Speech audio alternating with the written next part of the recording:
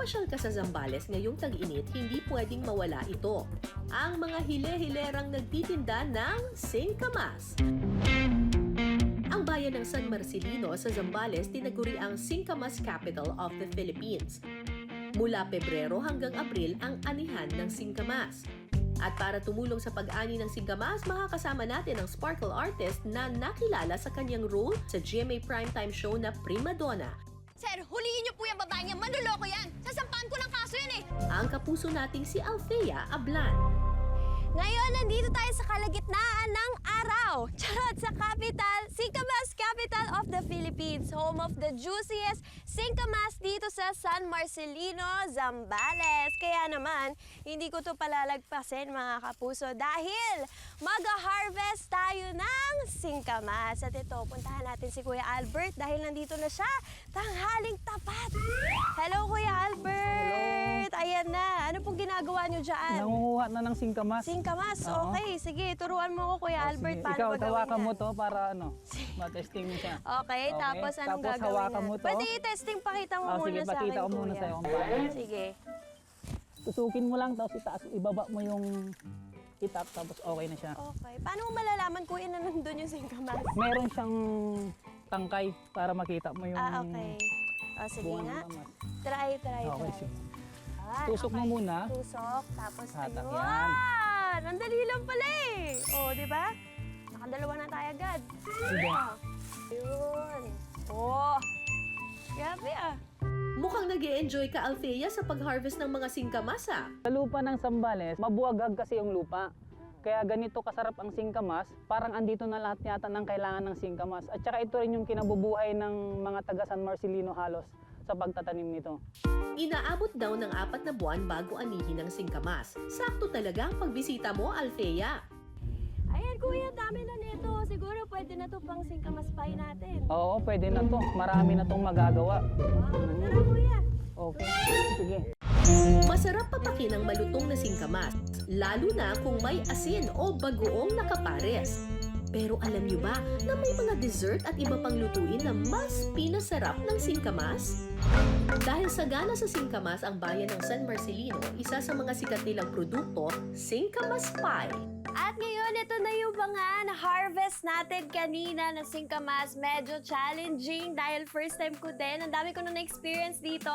At ngayon, meron ako makakasama dito si Ate Yoli. At tuturuan niya tayo paano gumawa ng singkamas pie. Ngayon po, ituturo namin sa inyo yung proseso ng paggawa ng isa sa pinagmamalaki ng San Marcelino, ang singkamas pie.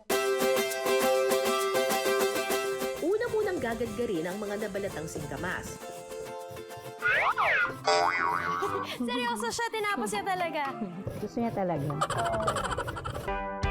Sa isang kaldero, ilalagay ang nagadgad na singkamas. Hahaluan nito ng condensed milk, asukal at kaunting asin. Yun. Pag ganito naman kaganda ang partner mo, talagang gaganahan ka, di ba? Hahaluin ito at saka lulutuin sa mahinang apoy. Kapag kumulo na, lagyan ito ng butter at vanilla extract. Lagyan din ito ng kaunting harina para lumapot. So, ito na po ang feeling natin para sa ating singkamas pie. At ang bango niya. Excited na ako. Kamain ko na. Ako din kakain. Sarap. Opo. Kapag luto na ang filling, sunod na gawin ang dough. Sa paggawa ng dough, kailangan lang ng harina, asukal, butter, at malamig na tubig. So, kailangan mo dito ng braso. Pero pag sa amin naman po, yung maramihang production ng singkamas pie, syempre gumagamit po kami ng malalaking machine. Pero dito po, mano-mano Oo. tayo. Kapag nakuha na ang tamang texture ng dough, irolyo na ito.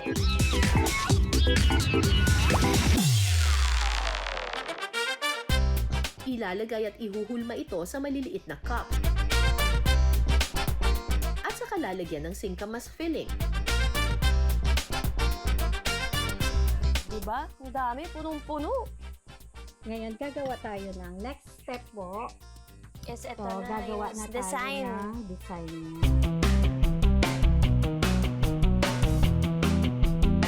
Papahiran lalagyan ito ng egg wash o yung pinaghalong itlog at gatas. At saka ibebake sa oven sa loob ng 1 oras. Tara, tikman na natin! First time ko makakatikim nito kasi usually buko, mga ganyan. Pero dito sa Zambales, singkamas. Kita niyo yan? Ang sarap. Tama lang yung tamis niya, hindi siya super sweet. Saktong-sakto yung timpla ni Ate Yoli. Magkamukha sila ng buko pie. Medyo magkalapit din ng lasa, pero yun yung sabi ni Ate.